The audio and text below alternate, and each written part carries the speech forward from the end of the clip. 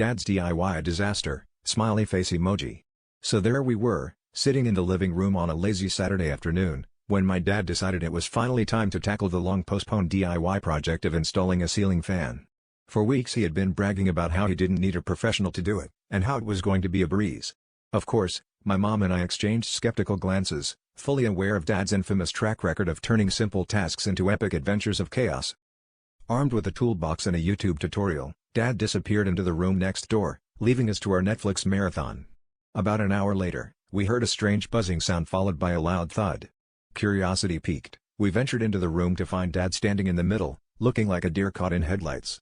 There, spinning lazily on the floor, was the ceiling fan, perfectly installed, but not exactly where it was supposed to be.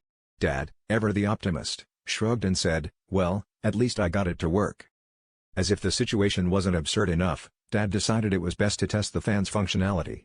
He plugged it in, and soon the room turned into a low-budget action movie scene. The fan blades whirled at full speed, and Dad found himself performing an elaborate dance routine, dodging the rotating menace while trying to maintain some semblance of dignity. Mom and I stood there, torn between concern and laughter, as Dad ducked and weaved like a reluctant matador in a bullfight. Finally, after what felt like an eternity, Dad managed to unplug the fan, bringing the whirlwind of chaos to a halt. As we caught our breath from laughing, Dad wiped the sweat from his brow and declared, "Well, I always said I wanted a fan club, but this isn't quite what I had in mind."